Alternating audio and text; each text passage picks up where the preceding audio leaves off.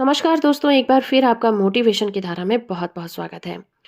दोस्तों, जब हम बहुत डरे होते हैं ना, तो हमारे दोस्त हमें समझाते हैं कि ये हमारे मन का वहम है, चिंता मत करो, डरने की कोई बात नहीं है। अब ये डर किसी भी चीज़ से रिलेटेड हो सकता है, क्योंकि लाइफ में जब भी कोई बात हमारे विल के अकॉर्डिंग नहीं होती, तो हम बहुत चिंता करने लग जाते हैं, हम अंदर ही अंदर बहुत डरने लग जाते हैं। और इस तरह का डर अक्सर उन कंडीशन में आता है जब हम किसी मुश्किल सिचुएशन में फंसे होते हैं और हमें आगे बढ़ने का कोई रास्ता नज़र नहीं आता।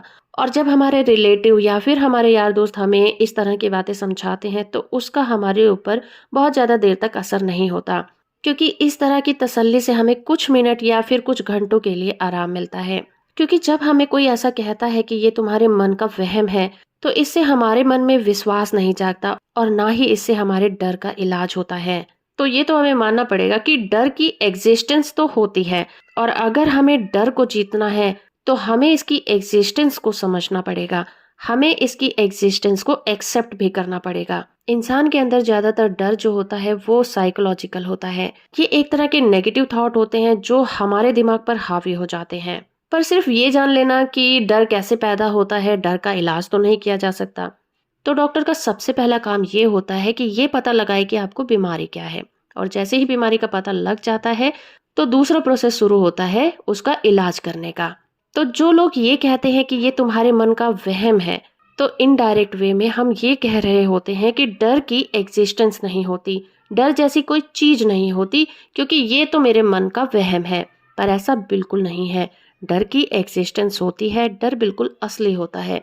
और डर ही हमारी सफलता में नंबर वन दुश्मन होता है। डर ही वो ऐसी चीज है जो अक्सर लोगों को आगे बढ़ने से रोकती है। डर ही है जो लोगों की फिजिकल बॉडी को कमजोर बना देता है। डर लोगों को बीमार कर देता है, उनकी जिंदगी को छोटा कर देता है। डर लोगों के चेहरे पर साफ दिखाई देने लग जाता है। तो एक बात और जान लीजिए कि जो इंसान अंदर से डरा होता है, उसके अंदर सेल्फ कॉन्फिडेंस की कमी होती है। रियलिटी की बात करें तो डर एक बहुत ही पावरफुल फीलिंग होती है, जो किसी न किसी रूप में लोगों को वो हासिल करने से रोकती है जो वो जीवन में हासिल करना चाहता है। The power of thinking big के राइटर कहते हैं कि अगर आपको ये पता चल जाए कि आप अंदर से डरे हुए हैं, आपके अंदर आत्मविश्वास की कमी है, तो फिर क्या? आप इसका इलाज कैसे कर सकते हैं? आप एक सेल्फ कॉन्फिडेंट इंसान कैसे बन सकते हैं? डर को कैसे जीत सकते हैं?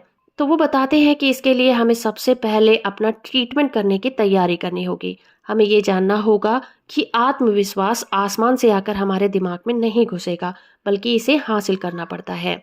इसे अपने अंदर बिल्ड करना पड़ता है। कोई भी व्यक्ति सेल्फ कॉन्फिडेंस के साथ पैदा नहीं होता। जिन लोगों में सेल्फ कॉन्फिडेंस भरा होता है, जिन्होंने चिंता को जीत लिया है, आपने देखा होगा कि जो लोग आत्मविश्वास से भरे होते हैं, वो बिना चिंता के कहीं भी आते जाते हैं, वो बेफिक्री से बात करते हैं, वो कभी नहीं डरते और वो आत्मविश्वास उनके चेहरे में दिखता है। लेकिन आप ये बात याद रखिए कि ये सेल्फ कॉन्फिडेंस एकदम से उनके अंदर नहीं आया। उन्होंने इस भावना को, इस पावरफुल फीलिंग को अपने अंदर धीरे धीरे जगाया है, धीरे धीरे इसको पावरफुल बनाया है। तो इस तरह का काम आप भी कर सकते हैं। ऑथर बताते हैं कि सेकेंड वर्ल्ड वॉर में नेवी ने यह फैसला किया कि उसके सभी सैनिकों को तैरना आना चाहिए। इसके पीछे ये विचार था कि तैरना आने से किसी डूबते आदमी की जान बचाई जा सकती है। जिन लोगों को तैरना नहीं आता था, उनके लिए तैरने की क्लासेस ऑर्गेनाइज की गईं। तो ऑथर बताते हैं कि इतने बड़े बड़े जवान और हेल्दी लोग कुछ फुट गहरे पानी में कूदने से घबरा रहे थे।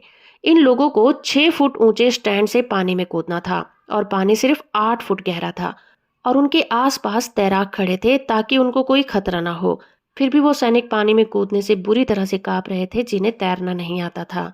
अगर गहराई से सोचें तो ये बड़े दुख की बात है कि नेवी के जवान पानी में कूदने से डर रहे थे, और उनका डर बिल्कुल वास्तविक था, क्योंकि उन्हें तैरना नहीं आता था। उन जवानों के हार और बीच के बीच एक ही चीज आड़े आ रही थी, उनका पानी में छलांग मारना। एक से ज्यादा बार तो ये देखा गया कि इन जवानों को जबरदस्ती पानी में धक्का दे दिया गया। इसका रिजल्ट ये हुआ कि पानी में उनका डर हमेशा के लिए दूर हो गया। तो इस घटना से हमें ये शिक्षा मिलती है कि काम करने से डर दूर होता है, दुविधा में रहने से और काम को टालने से हमारा डर बढ़ता चला जाता है। इसी के रिगार्डिंग ऑथर एक दूसरी कहानी शेयर करते हुए कहते हैं कि 40 साल का एक एग्जीक्यूटिव उनसे कुछ साल पहले मिला था। वो अपनी फर्म में एक बहुत ही इम्पोर्टेंट पोजीशन पर था, लेकिन वो बहुत घबराया हुआ था। उसने ऑथर से कहा कि मुझे डर है कि मेरी नौकरी छूट जाएगी। मुझे ऐसा लगता है कि मेरे थोड़े ही दिन बचे हैं। तो ऑथर ने पूछा क्यों।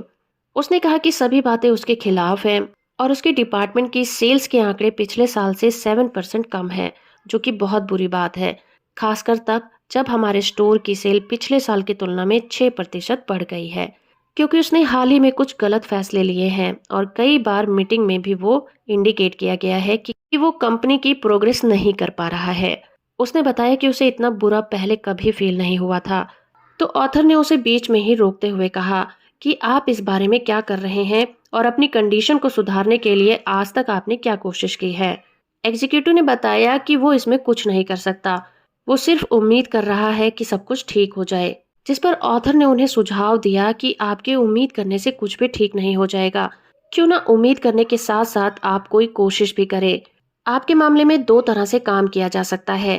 पहला तो ये कि आप सेल्स को बढ़ाकर दिखाएं, कोई ना कोई वजह तो जरूर होगी जिसके कारण आपकी सेल्स कम हो रही हैं। इस वजह का पता लगाएं। हो सकता है कि आपको अपना पुराना माल निकालने के लिए स्पेशल सेल्स लगानी पड़े ताकि आप नया माल खरीद सकें। शायद आपको अपने डिस्प्ले काउंटर को अलग तरीके से जमाना चाहिए। शायद आपको अपने सेल्समैनों में ज्यादा उत्साह भरना चाहिए। मैं ये तो नहीं बता सकता कि किस तरह आपका सेल्स वॉल्यूम बढ़ सकता है, पर ये किसी न किसी तरह तो बढ़ ही सकता है। और इसके अलावा आप अपने मैनेजर से भी बात करके देख लें। हो सकता है कि वे आपको नौकरी से निकालने वाले हों, पर अगर आप उनकी सलाह लेंगे तो वो आपको समस्या को सुलझाने के लिए निश्चित तौर पर थोड़ी मोहलत जरूर दे देंगे। स्टोर के लिए आपको ऑप्शन ढूंढना बहुत मुश्किल होगा। बेहतर तो यही होगा कि डूबते हुए आदमी की तरह बिहेव करना छोड़ दें। अपने आसपास के लोगों को ये एहसास होने दें कि आप में अभी भी जान बाकी है। इसके बाद ऑथर ने देखा कि उस आदमी की आंखों में चमक आ गई थी। वो हिम्मत करके उठा, लेकिन उसने मुड़कर दोबारा ऑथर से पूछा कि उसका दूसरा कदम क्या होगा। तो ऑथर ने उसे बताया कि दूसरे स्टोर में वो अपने लिए अच्छी सी नौकरी ढूंढकर पहले से ही रखे, जहां पर उसे ज्यादा तनख्वाह मिले। लेकिन अगर आप पॉजिटिव तरीके से काम करेंगे तो आपको दूसरी नौकरी की जरूरत नहीं पड़ेगी। दोस्तों, हमें ये बात कभी नहीं भूलनी चाहिए कि एक बेरोजगार आदमी को नौकरी ढूंढना बहुत मुश्किल होता है, लेकिन एक व्यक्ति जो पहले से ही जॉब में है उसके लिए नौकरी ढूंढना थोड़ा आसान होता है। फिर कुछ दिन के बाद वही एग्जीक्यूटिव ऑथर से मिलने आया। उसने ऑथर को बताया कि आपसे मिलने के बाद उसकी जिंदगी में बहुत बड़ा बदलाव आया है।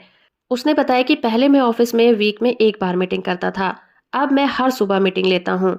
मैंने अपने स्टाफ के हर एक मेंबर में उत्साह भर दिया है। ऐसा लगता है कि मेरे जोश को देखकर सभी में हौसला लौट आया है और सभी लोगों ने ज्यादा मेहनत करने का फैसला कर लिया है।